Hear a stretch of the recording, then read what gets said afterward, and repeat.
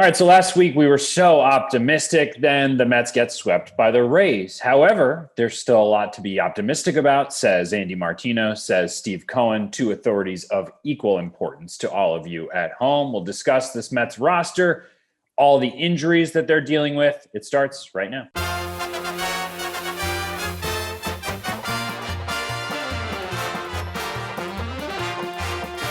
Welcome to the show, everybody. It's Doug and Andy with you this week. A reminder to subscribe to the Shea Anything Podcast wherever you get your podcast. Leave us a rating, leave us a review. We appreciate it. Shea Anything now brought to you by Verizon. It's 5G built right for the Mets from the network more people rely on, only on Verizon.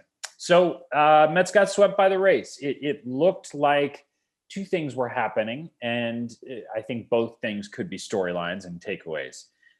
Maybe the Rays proved to the Mets that the Mets just aren't at that level yet. Maybe it was just a team dealing with the injury bug and a bad weekend at a really weird ballpark the Mets don't normally play at.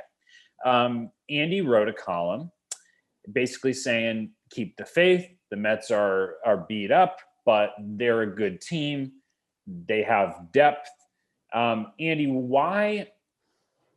Is it early enough? Let me start by asking you this, because this is the question that I had on my mind. If you felt differently, that you did not think the Mets were set up to endure this, would you write that column today? Like, would you write the Mets are screwed? I think it's pretty early to be considered out of it at this point in the season. So I would do that with hesitation. Right. I mean, I would be comfortable writing that column if I covered the Tigers on May 17th. Right, yeah. But no, I see what you're saying. No, the reason I wrote that is because I was just like, we're looking at a good team here. Let's not be prisoners of the moment. They're just really good. They finished a 7-game winning streak. I mean, we can get into all the reasons. Another thing I would say, on the other hand, sort of counter to what I wrote, is that maybe I'm wrong and they won't be okay. That would be the other thing. Right, which is anytime that you come out with an informed opinion about something, you can always be wrong. Well, you don't know. You don't know. Yeah, you don't know. They could lose many games. I don't think they will. You know, we could learn from our month of April with the Yankees, and we cover them on the 6:00 show, and we felt like, at least I felt like I was a little bit of a prisoner of the moment with that team, and they've slowly kind of improved. And I'm sure 3 games for the Mets against a good team, when you're losing a lot of your everyday players, 4 out of the starting 8 position players on the opening day lineup are now out or on the IL or about to be on the IL. So there's a lot there that you could point to, and Jacob deGrom, it is just not in the rotation. You rely on him every 5th day. So, although not to win games, so who cares? I'm being flippant, of course, but you don't win those games anyway. It is true. I mean, when you point to deGrom, lose the game 1-0 when deGrom starts, or 12-1 when Lucchesi starts, it counts as an L. So speaking of Lucchesi, this is the question that I told you and Jeff that I wanted to ask you as well. So, when the Mets built up all the position player depth this offseason, some of those signings were like, wow, not sure why they need this guy. I'm not sure where he fits, but interesting. And now, obviously, they have a place. A couple of weeks ago, for example, Tanner Roark was DFA'd. Guys like that, who knows if they have anything left, but this is somebody whose name who could probably give you 3 innings like they're trying to do with Lucchesi. Now, what's interesting, Andy, is that Lucchesi has not worked. I expected that to work. It hasn't. And Jordan Yamamoto clearly his stuff's not that good. Yeah. Yeah. And Jordan Yamamoto is somebody who you can tell, they'll grit their teeth and try and get through some innings with him, but they don't think super highly of him to start a game with him every 5th day. So do you think that Zack Scott and Sandy Alderson are going to try and acquire some arms now, not necessarily as a starting rotation piece, but just to eat up those innings that they were hoping for from those 2 guys moving forward? I think that's the question, something to watch. One thing I'll tell you is I think that Zack Scott has been More clearly, the head of baseball operations since the season started, you can see his presence more in the day-to-day. Alderson was negotiating the Lindor contract and dealt with a lot of the offseason stuff. But so now we're going to learn about Zack Scott as a GM, which he's never been before. And the question you're asking is he going to be like the Brian Cashman style of GM is he actually, I think he calls it his Statue of Liberty play. He has like a term for it because he's like, give me you're tired, you're poor, you're weary. Cashman said this before, where once you start to get hit by these injuries, you just like, who's on the waiver wire, who's out there. The Yankees bought Kendrys Morales from whatever team he was on at the time for $1 a couple of years ago when they were banged up and had him for like a week. So I mean, literally they bought him for $1 from the A's, I believe. Because it can't be nothing. Correct. Like it needs to be some sort of correct. dollar. So they actually sent the A's $1, like literally, and for a week of Kendrys Morales. So will Zack Scott be that hyperactive Cashman style guy? This would be a week to find out because the Mets are playing with so few of their key players. Now, obviously, the need for that is lessened because a lot of those guys are already on the team. The pro scouting staff just picked a lot of the right guys to be, what do they call themselves? The bench mob. Yeah. Yeah, those guys are good. So, they're there already. But then who's behind those guys, I guess? Maybe you do pick up some of these waiver wire guys. We're going to see how hyperactive a GM Zack Scott is. Alderson was never a quick trigger guy when he was the GM. It was pretty rare. Like every once in a while, when Adrian Gonzalez became available or Jose Bautista became available, although Bautista may have been Brody. It was right in that. It was in that year anyway. Yeah, I think it was still off the Sandy. top of my head. But anyway, Sandy was pretty conservative on that stuff, and he was really slow to cut guys. If he committed to someone like Adrian Gonzalez, it would take months for you to DFA that guy. Cashman's like, who are you? Hi, you're in, you're out, da-da-da. I mean, you can make a list of the random Yankees over the past decade. It'd be pretty hilarious. So we'll see what side of that Zack Scott is on. You ask an interesting question. Well, and what's funny is I ask about the pitchers because I think they could use one or two additional guys, but you're right. Maybe it's more of a position player conversation because we're already at the, the Jake Hager stage. Yeah. And like, that reminds me of the Travis Tyrone stage of Sandy's previous regimes where it's like, is this a big leaguer? This guy's 28. He's kind of a journeyman minor leaguer. They've run out of that like depth that we keep praising, which deserve to be praised. But I mean, what team could withstand this? So yeah, and they don't have a lot of organizational depth. When we praise their depth, we're talking about the big league contracts that they signed this offseason. We're not like I saw a stat today that Syracuse and Binghamton teams I think are 3-20 right now combined. So, you got a couple of years until you feel good about what you have on the farm. Right. And I guess, Steve Cohen saying, I'll read his tweet. He said, again, with a couple periods with a space before the period and after, which Andy is just continues to be fascinated by. We are banged up here. It's going to be a tough stretch here. We will get through this. Keep the faith. What do you think about the owner's Twitter and how it has evolved over? That's a loaded question. It went from being like super fun when there were no consequences to gone altogether to kind of the guy to he's now his Twitter is kind of boring now. It's like Jonathan VR knew he got that one. And then, keep the faith. It's no longer like this, like really fun, cool thing.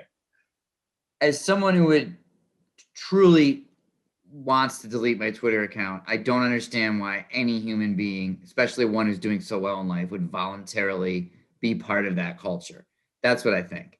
I know that's not what you're asking me, but have you ever had the chance to tell him that? I shouldn't comment on anything I tell or don't tell or talk about it with anyone associated with the team I cover, really. But I don't understand. Would you feel comfortable telling the owner of the Mets, just one man to another. My advice to you is to get off Twitter for your mental health. I'm saying it to him now, and I assume I'm saying it now, and I assume he's a loyal listener. Truly, Doug, if I say something in print or on TV or in a podcast, I better be okay saying it to someone's face. That's a pretty good way to live. So the answer, and I mean that. So the answer is yes. That's why I ask, not because I don't think you would. I ask because I feel like you would. Of course I would. You feel so strongly about the fact that Twitter and social media is a Well, I think it's really sad because it started out as fun and informative. I'm not talking about baseball Twitter. That's the least of the world's problems.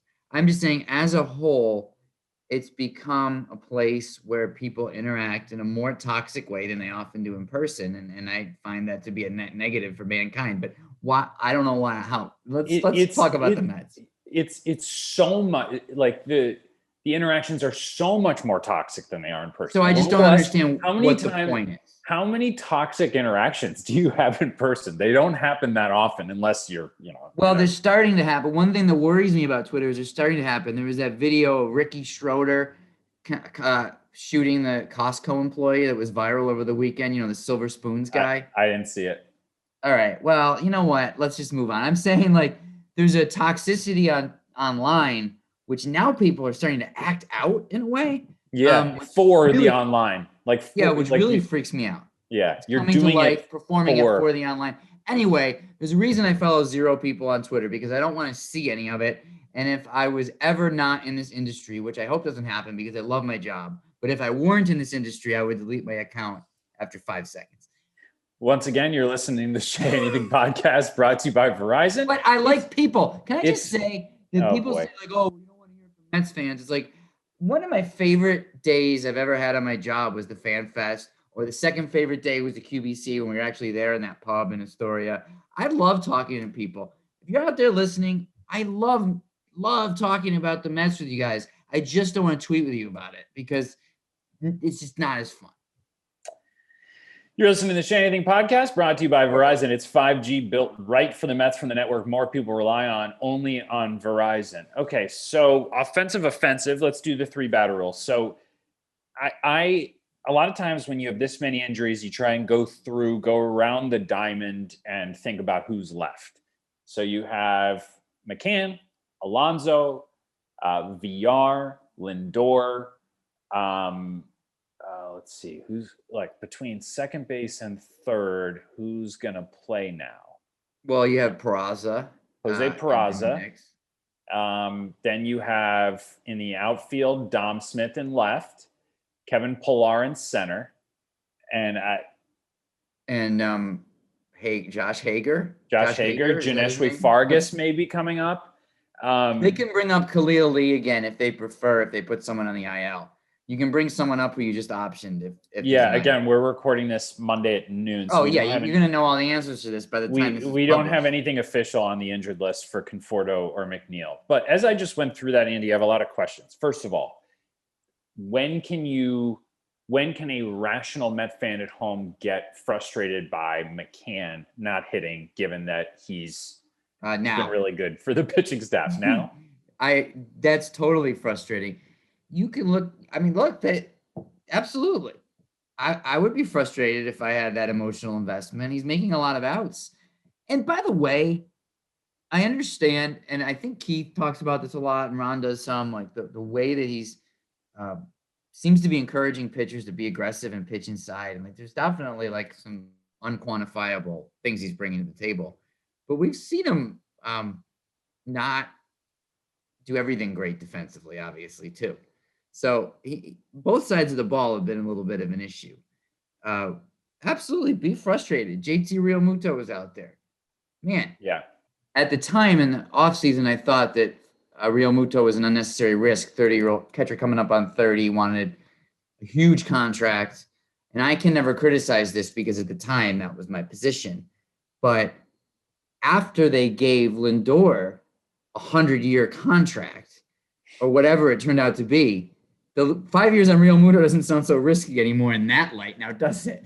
Right. And it goes to show you how different the catcher position is than any other on the field. Because if his OPS were 500 and he were playing right field or first base or anywhere else, it would be about like, when do you bench this guy? What do you do? And when you have someone who, I mean, look, we're relying upon Zooms and pitchers' answers and coaches' answers for this, but from what we can gather, he's doing a good job with the pitching staff. So he has such another part of his job responsibilities that we're willing often to look past it. But at this point, he is making big outs. He's coming up in big spots. Speaking of which, Andy, you've done a lot of reporting on Francisco Lindor since the season started for a lot of different reasons. Mm-hmm. Seems like he's getting hot. He strikes out 3 times in a row, back-to-back days. Then he hits the home run at the Trop. So we keep being like, oh, he's fixed. No, he's not. He looks terrible. Yeah. Isn't that feels worse? Yes. Yeah, that feels worse than just a slump. That's like where you start to worry about like, oh my God, is this who you are as a hitter? Not this bad, but I know exactly what you're saying, because the narrative of a big offer at the beginning of his big contract is like, okay, getting adjusted. It's an offer. It happens. But then exactly right. If you get better, the bahunkus isn't sticking out as much. You're making better contact. You get the home run. And then you go back, you backslide. It's like, oh, you were supposed to be better once you got your confidence and your groove back. So yes, I agree. That's frightening. Look, he was supposed to be a star in the first half of that contract. So a year where he's not a star is a big problem, because he's not going to be a star in year 7. You need those first couple of years. Yeah. And, who knows? We would assume that the Mets are going to be competing for a World Series for a long time under Steve Cohen's ownership. But, this year may be their best shot. I have no idea. It might be better. You're right. Their roster and team might be the best this year. This might be Francisco Lindor's best chance at a World Series. Who knows? It's too early to say, but you're right that he needs to take advantage of these first couple of years in terms of his performance. All right. So we alluded to this earlier with, the depth. Time for Jordan Yamamoto. I mean, Lucchese's really struggled on the days where we learned that he's the bulk guy. It just hasn't really worked. Other than 2 times ago, the Tommy Hunter game, like that worked. But that's true. That one, he was good. It's problematic when, DeGrom's out and you're thinking, okay, we're going to try and do what the Rays do to the Rays, and it doesn't work. And you're like, who else do we have who could do this? The Mets are kind of out of their big league quality young pitching depth. Speaking of Tommy Hunter, I got a chuckle out of something that Wayne Randazzo said. I was driving in the car listening to the game, and they were wearing those hats, those camo hats. And Wayne said, get the feeling this isn't the first time Tommy Hunter's worn a camo hat in his life. I thought that was a good line. You felt very comfortable? If you've ever seen Tommy Hunter, you'd understand. It makes sense. What was your question? Well, no, it's just like, who's going to start games, I think it's a whole staff situation, right? It's not about the rotation. It's about the staff. It's about games like that Tommy Hunter game. It's about piecing it together until you get DeGrom back, at least, obviously. Then, gosh knows, with Carrasco and Syndergaard. This is going to be the Mets' strength is the depth of their bullpen. This weekend aside, Familia's pitched very well, and he's like their 6th inning guy, if you were to think of it like that. That's incredible depth. They just DFA'd Trevor Hildenberger, who's actually got some potential and upside. They've got an embarrassment of riches of pitching. Just because they're not starting, I think, doesn't change that. I just think, but you're not going to see a lot of these guys pitching. It's going to be a lot of this guy will give you 3, this guy will give you 2. I think that's how they're built. And it's not like the rotation has 2 or 3 holes in it. Really, it's, Stroman didn't pitch well, but he's still in there. Taijuan Walker's, it looks like a gem. David Peterson was really good his last time out. You missed DeGrom, and you have no idea when to expect Carrasco and Syndergaard. By the way, as we are on this podcast, is there news? there's big news. The Mets are welcoming the Hella Mega Tour, which includes Green Day, Fall Out Boy, and Weezer. The stadium tour is back. I just got that email. That is two groups that I really loved almost 30 years ago. And one who came out later. Green Day is one of those bands that has been around much longer than you could even like. Since the 80s. They were putting out stuff because Dookie, which came out when I was in 7th grade, was like their third album, I think. They were putting out stuff forever, and it's all been good. Billy Joe Armstrong is one of the great. It's hard to say Green Day's underrated because they've sold so many albums, but truly, I think he's one of the underrated pop songwriters of our time. I mean, he's written like a couple of dozen classic melodies. By the way, it's August 4th. I'm gonna go to that show. August 4th at Citi Field. I mean, Fall Out Boy should feel very lucky to be included with those. I know that's not in the same league, but I'm a little. I would even say Weezer and Green Day feel very different to me. But look, I mean, it's cool. I think it's just like, hey guys, we're from the '90s. Let's make some money this summer. I think that's kind of. It's like when my parents, if my parents would go see, not my parents. If people even older than my parents would go see like a doo-wop tour in the 80s, it's like, yeah, this makes you feel young again, whatever. Yeah. I just got tagged on Slack. Let's see if there's news. Oh, Conforto and McNeil going to the injured list. Okay. So, well, that's something. As we're taping this podcast, we learned that Conforto and McNeil are both have hamstring strains. They're both going to the injured list. McNeil has not looked right running for about 2 weeks now. And it's been a variety of things. So I don't know if he felt something there's been a lot of mystery around that, but nothing unexpected. The Mets are going to have to make it work position depth wise. Anyway, I thought it was cool to welcome live music back to Citi Field. Clearly Andy does too, considering. I think I'm going to go to that show. Yeah, he might want to go to that show on August 4th. I just hope Fall Out Boy's first and I'm late. Otherwise it was going to be a great night. Okay, what else should we talk about? The bullpen was the third of the 3-batter rule, which you just kind of touched on. I will say, Andy, Jeff makes a good point in our rundown because you said, like you were going through it, you were like Familia with the exception of this weekend. Diaz gave up a couple hard hits. Is it possible that I'm not even going to ask that question because I know that early on in a season, when you use a bullpen too much, it always bites you later.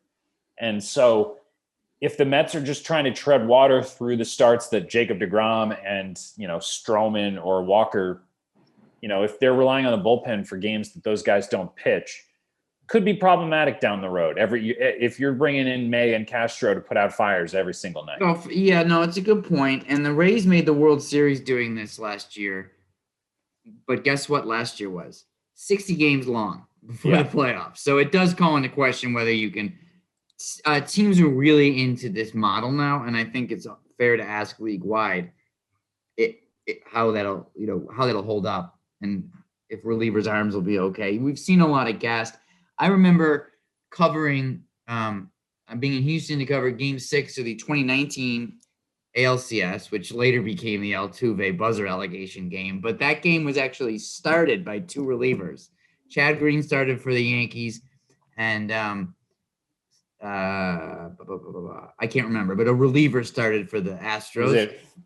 Okay. Might have been Framber Valdez. I'm not sure. Might have been a reliever at the time. Anyway, point is that like the critique before that game was that like these two analytics-based teams have used their pitching staffs this way, and they're gassed and they don't have a starter for the most important game of the season. Neither of them. Green was like bad that day. He was totally gassed. And you had a bit of, so that's my point. That could happen to the Mets. You see where I'm going with that? Yeah. I don't want for, July and August, if I'm a Met fan, I don't want, your best relievers to be burnt out. And Betances, Andy, I mean, is he going to be a factor at all before the season's over? No indication that he is. So we'll just see. It's in the 60-day. obviously hasn't looked right for several years, so you wouldn't think the odds are in his favor, but yeah, we'll see. I mean, this isn't a guy, sadly, who hasn't pitched healthy and effective in, well, let's see, the last year was 2018. So, I mean. Yeah, he has not been the signing for then Brody Van Wagenen into the Mets that they thought maybe he might be. Last thing That's what's here, interesting about this stuff, though, because you know who has been more impactful and about 100 million times less on the radar than the acquisition is Castro. Yeah. Good job by Brody's crew. So win one, you lose one. So let's talk about a world where JD Davis and Brandon Nimmo come back. And this is the last thing we'll discuss, but it's interesting. They'll be obviously desperate for those guys to come back, position players, and to give them some offense that maybe in a couple of weeks we'll realize that Jose Peraza and guys like that, Hager, are who they are.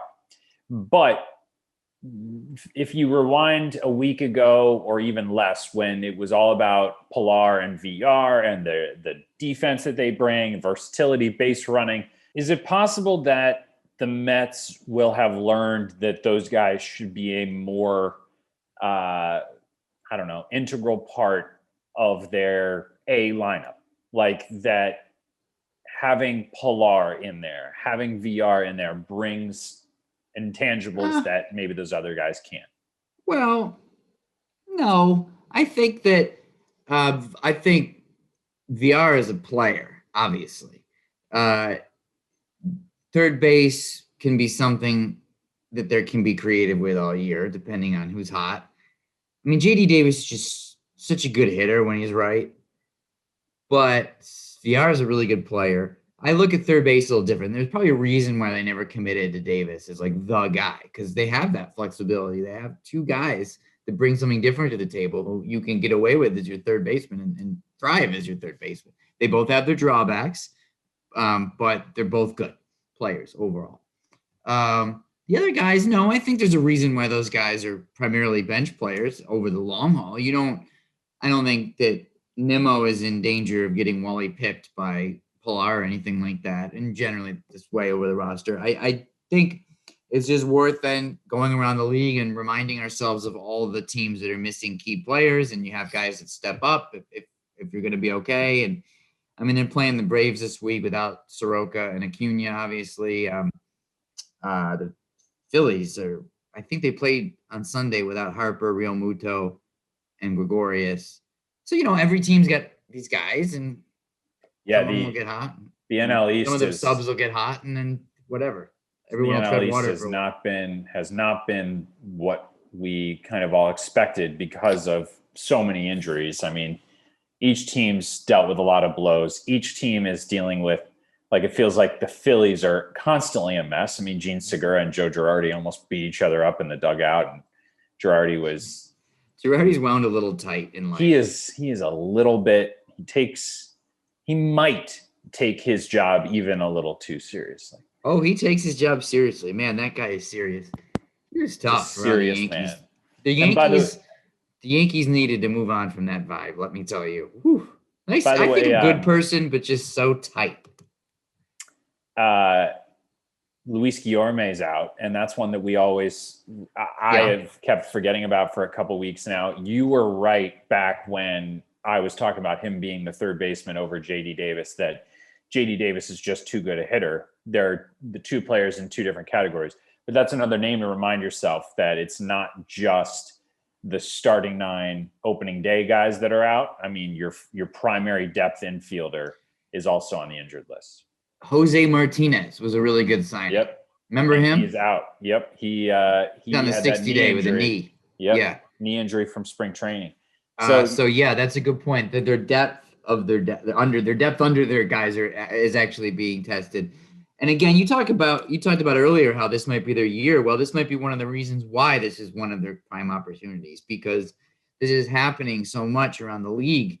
And these injuries, and that NL East is obviously not shaping up to be as competitive as we thought it would be. So even if the Mets don't have the best team they'll ever have, the competition is awfully weak right now. So that's a chance to capitalize. And that's where I mentioned this before, but I come back to, I remember talking to someone on the Mets in the front office over the winter, and they were saying when Steve Cohen, or when we say we want to be the East Coast Dodgers, like, you think we mean Mookie Betts, but we mean that the Dodgers are the best team, player number 25 to 40 of anyone in the league. And you just have so many guys ready to step in if guys go down. The Dodgers overpay at AAA. They pay good players to go sit at AAA, like a couple, like more than $1 million, like big AAA deals, to be there and ready. They have depth, and that's what the Mets tried to construct. And maybe if these guys can keep playing well, maybe it's that depth that'll win in the division over these other teams that are losing players to injury. Yep, Almora's out too. Yeah, it's layered right now, to your point, but I'm sure it'll feel different in a week, even with the news as we've been recording that Jeff McNeil and Michael Conforto are both joining JD Davis and Brandon Nimmo on the injured list. A reminder to subscribe to the Shea Anything Podcast wherever you get your podcasts. We appreciate it. Also a reminder that the Shea Anything Podcast is brought to you by Verizon. 5G built right for the Mets, from the network more people rely on, only on Verizon. Andy, thank you. Thank you for listening. Yeah, you're welcome. Thank you for having me. You're welcome. We'll talk to you later this week, everybody.